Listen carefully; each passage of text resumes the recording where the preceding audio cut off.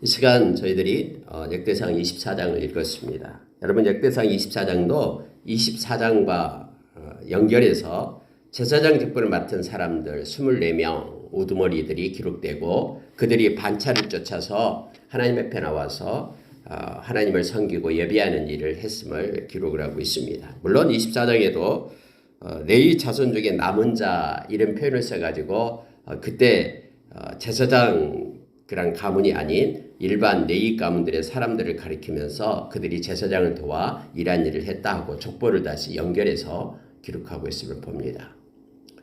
다시 한번 말씀드립니다마는 23장과 24장이 서로 연결되어 있는데요.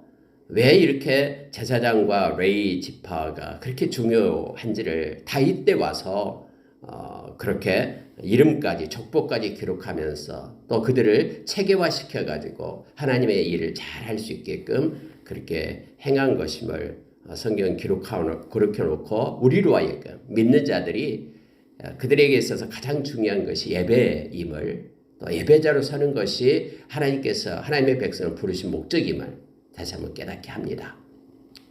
여러분 특히 오늘 읽은 말씀 가운데요. 몇 가지를 우리가 묵상하고 기도하는 시간을 갖겠습니다. 여러분 아론 자손의 계열에 대해서 이제 기록을 하는 거예요. 제사장 족속이니까. 그런데 2절을 보십시오. 나답과 아비후가 그들의 아버지보다 먼저 죽고 그들에게 아들이 없으므로 엘리아살과 이다말이 제사장의 직분을 행하였더라. 이렇게 되어 있죠. 여러분 아론의 그런 자식은 4명이 있었습니다. 우리가 잘 아는 여기에 나온 나답과 아비후 그 다음에 엘리아살과 이다말 4명이 있었는데 가장 먼저 제사장이 되었던 아론 물론 대제사장이고요. 제사장이 되었던 첫째와 둘째 나답과 아비후였잖아요. 근데 우리가 너무나 잘 알다시피 나답과 아비후가 하나님 앞에 이제는 예배를 드리는데 하나님께서 명령하지 않는 불을 사용해가지고 그들이 예배를 드립니다. 그러다가 하나님께서 그들을 벌하심으로 인하여 여호와에게서 불이 나와서 그들이 죽임을 당하게 되는 사건이 있게 됐음을 성경은 우리에게 가르쳐주고 있죠. 그들이 물론 자식이 없었습니다. 그래서 셋째, 넷째 엘리아살과 이다말이 이어서 제사장이 되고 그로 인하여 후손들이 연결되어서 이제 제사장이 나오게 됩니다. 그래서 여러분 제사장이 이렇게 두 계열이 있어요. 그러니까 엘리아살 계열이 있고 이다말 계열이 있게 되는 거예요. 그래서 이 두 개의 축이 계속해서 다윗 때까지 내려옵니다. 그때 대제사장에 사독이 있었는데 사독은 여기에 말하는 셋째, 그러니까 엘리아살 계통이고요. 이다말에는 아히멜렉이 나오죠.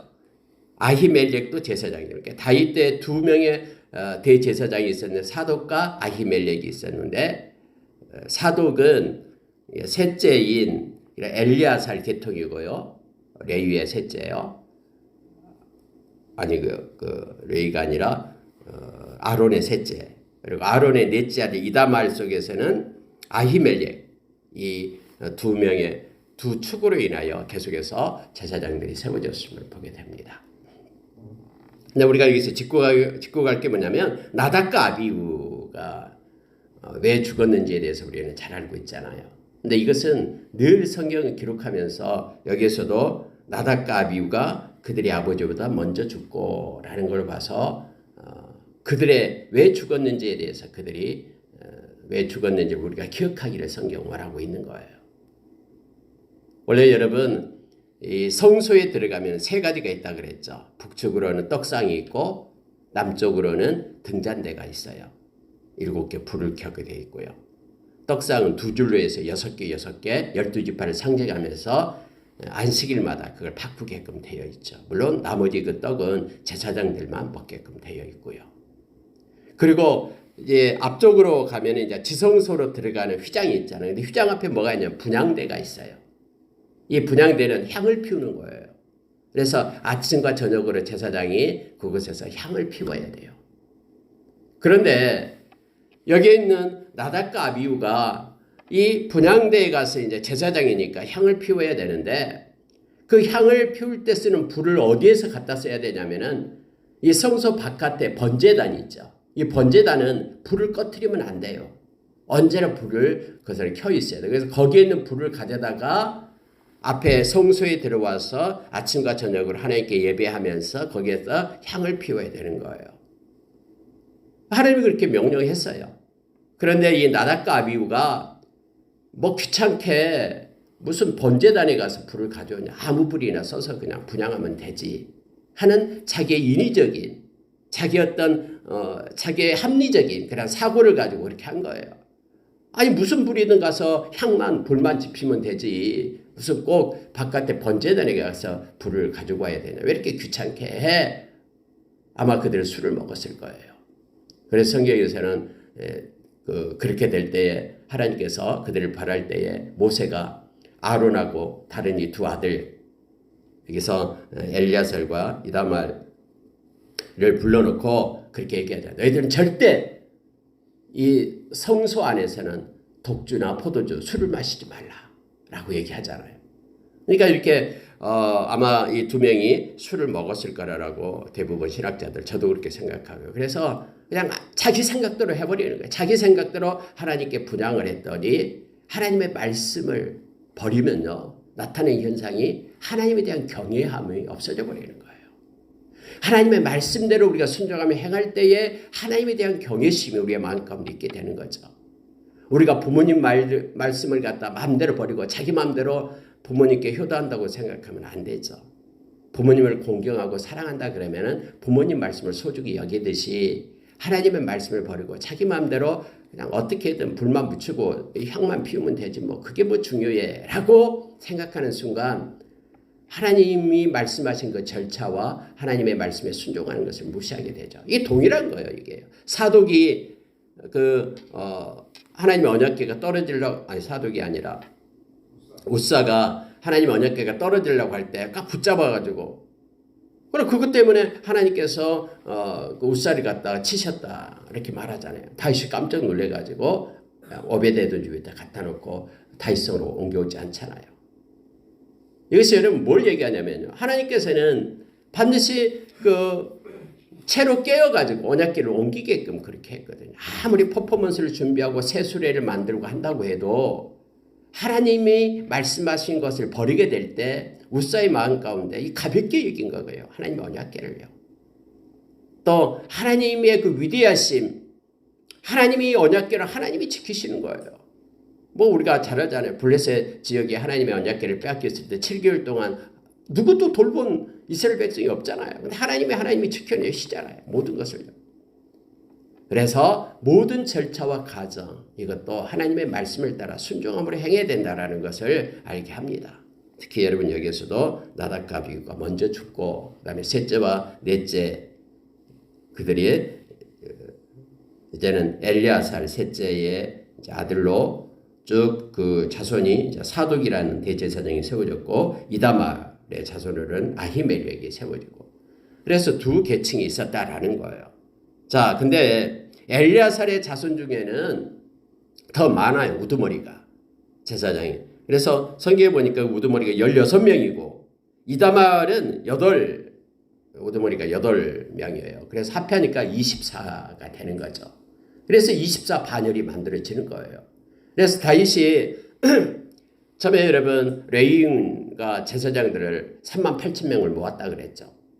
그 중에서 이렇게 제사장의 우두머리에서 24개 조로 나눠요. 반열대로. 그래서 그의 이름을 정확하게 적고 있어요. 7절을 보니까 첫째로 제비 뽑힌 자는 여호야립이요 하고요. 마지막에 18절에서 보면은 24째는 마하시아라 이렇게 되어 있죠. 24명의 그러한 조를 조직하는 거예요. 몇 개죠? 24개 조로 해서 그들이 돌아가면서 성전에 와서 하나님께 봉사하게끔 그렇게 했다라고 말합니다. 물론 레위인들도 여기에 맞춰서 이렇게 편성을 하고 그들도 함께 문지기들은 문지기대로 맡은 일을 돌아가면서 그렇게 사역을 하게끔 그렇게 다윗 때에 체계적으로 행했음을 24장으로 이렇게 보여줍니다. 근데 여러분 여기서 한 가지요. 5절을 한번 보시기 바랍니다. 이에 제비 뽑아 피차에 차등이 없이 나누었으니 이는 성전의 일을 다스리는 자와 하나님의 일을 다스리는 자가 엘리야살의 자손 중에도 있고 이다말의 자손 중에도 있습니다. 이렇게 되어 있습니다. 다른 세상의 조직과 다른 점이 있어요. 여기는요. 즉 레위인과 제사장들은요, 첫째와 마지막에 모든 사람들이 기득권을 내려놓고 제비 뽑아서 세웁니다. 이 말은 무슨 얘기냐면은 하나님 앞에 그들은 다 온전히 동등하고 수평적 구조였음을 알게 됩니다. 그러면은 여기 이 제사장과 레위인 이 반열 외에 일반적인 사회에서는 뭐냐면은 장자에게 두 몫을 줬어요. 그래서 장자를 그렇게 세웠습니다. 근데 여기에서는 하나님의 일을 살아갈 때는 첫째든 마지막이든 다 제비 뽑아서, 즉 하나님께서 원하시는 대로 하나님이 이끌고 하나님께서 그렇게 조를 나누게끔 하셨다라는 거예요. 이 제비 뽑는다라는 것은 하나님께 맡긴다라는 뜻이거든요. 인간의 기득권, 어떤 선입견, 편견, 고정관념 다 내려놓고 하나님께 맡기고 하나님이 인도하시는 대로 순종하며 세상의 제도와는 다르게 행해졌음을 성경은 강조해요. 마지막 절도 한번 보시기 바랍니다. 31절에 보면은 이 여러 사람도 다윗왕과 사독과 아히멜렉과 제사장과 레위 우두머리 앞에서 그들의 형제 아론 자손처럼 제비 뽑혔으니 장자의 가문과 막내 동생의 가문이 다름이 없더라. 이렇게 되어 있습니다. 하나님 앞에서 모두가 다 평등하고 또 서로 존중하고 모두가 다 인간의 어떤 외적인 모습이 아닌 하나님께서 세우신 것에 감사하며 행할 수 있도록 그렇게 제비 뽑아 행했음을 성경은 나타내 줍니다. 오늘날 이것은 교회라는 에클레시아, 하나님께서 택한 자들 모임 속에서도 동일합니다. 예수 그리스도의 보혈은 부자나 가난한 자나 나이가 많은 자나 나이가 적은 자나 지식이 많은 자나 적은 자나 동일하게 그들이 소중해서 생명의 피를 흘리고 피값으로 다 산 소중하고 존귀한 자임을 우리가 기억해야 됩니다. 그래서 각자의 모양은 다르지만은 모두가 다 한 지체, 모두가 다 다양한 지체가 한 몸 속에 속해 있는 이 지체의식과 한 몸의식이 함께하는 이런 놀라운 그런 비밀을 우리가 말씀 가운데서 깨닫기를 원합니다. 이렇게 해서 여러분 24개의 반열대로 나누어졌는데요. 자, 19절을 한번 보십시오. 이와 같이 직무를 따라 여호와의 성전에 들어가서 그의 아버지 아론을 도왔으니 이는 이스라엘의 하나님 여호와께서 명하신 규례더라. 이렇게 되어 있죠. 여기서 그의 아버지 아론을 도왔으니 이렇게 되어 있는데, 아니 뭐 다윗 때도 아론이 있었습니까? 그런 의미가 아니죠. 그래서 이제 이것은 상징적으로 대제사장을 도와가지고 제사장들이 하나님께서 허락해 주신 맡겨 주신 직무를 행했다라고 지금 성경은 말해주고 있는 것입니다. 하나님께서 명하신 규례대로 그들이 그렇게 행했다라고 말합니다. 이 말은요, 하나님께서 명령해 주신 그런 말씀을 따라서 그것을 변절시키지 않고 조작하지 않고 합리화시켜서 행하지 않고 말씀대로 다윗 때 와서도 그 직무를 행했다라고 지금 말하고 있는 것입니다. 우리가 요한계시록 22장 마지막 장 18절 내려가면은 하나님의 계시의 말씀에서 더하지도 말고 빼지도 말라라고 우리에게 말합니다. 사람은 참 교만해가지고요, 마치 하나님의 말씀이 있는데 자기의 기준에 따라서 그것을 때로는 왜곡시키고 또 더하거나 빼거나 하기를 좋아해요. 그런데 성경은 절대 그렇게 하지 말라라고 우리에게 가르쳐 줍니다. 하나님보다도 높아지려는 모든 이론과 철학을 무너뜨리라라고 우리에게 말해주고 있죠. 고린도후서 10장에서 우리에게 가르쳐 주죠. 또 우리의 모든 생각과 이 성경 말씀 바깥으로 넘어가는 생각을 사로잡아야 됩니다. 그리고 그리스도께 복종시켜야 된다라고 우리에게 가르쳐 줍니다. 그래서 베드로 사도도 그렇게 말하고 있죠. 억지로 자기 생각되는 말씀을 풀지 말라라고 우리에게 말합니다. 그래서 여러분, 하나님께서 말씀하신 대로 그대로 그들이 하나님의 성전에서 직무를 행했다라고 말하고 있습니다. 자, 여러분, 말씀을 보시면요, 이 말씀 보고 마치도록 하겠습니다. 자, 20절 한번 보십시오. 레위 자손 중에 남은 자는 이러하니 아므람의 아들들 중에는 수바엘이요 수바엘의 아들들 중에는 예드야며 해서 이제 제사장의 24반열이 나온 다음에 나머지 레위 자손에 대한 이제 그 족보도 같이 기록이 되고 있습니다. 근데 아므람의 아들들 중에는 수바엘이요. 그래서 아므람부터 이렇게 나오고 있죠. 여러분, 우리가 잘 아는 아므람의 자식 중에 또 누가 있습니까? 앞에서 나왔던 아론과 모세가 있었잖아요. 그러니까 아론과 모세 말고 남은 자들. 그래서 남은 그런 제사장에 속하지 않는 그런 레위 지파에 속한 레위인들의 모습을 지금 쭉 함께 기록하면서 그들도 역시 제비 뽑아서 제사장과 똑같이 그렇게 행했음을 성경은 말해주고 있습니다. 어떤 사람은 그래서 레위인 중에서 다음에 우리도 제사장을 좀 있게 해달라고 반대하면서 데모를 일으켰던 사람이 있잖아요. 고라 쪽에서요. 그런데 이제 이거에 대해서 모세가 그렇게 말합니다. 하나님께서 맡겨주신 것이 얼마나 소중하냐. 제사장이든 아니면은 도와서 성전에서 하나님께 예배를 돕는 그런 레위 지파든 모두가 다 존중하고 소중한 것이다 라면서 하나님의 뜻을 말해주고 있죠. 여러분 왜 안 그랬겠습니까?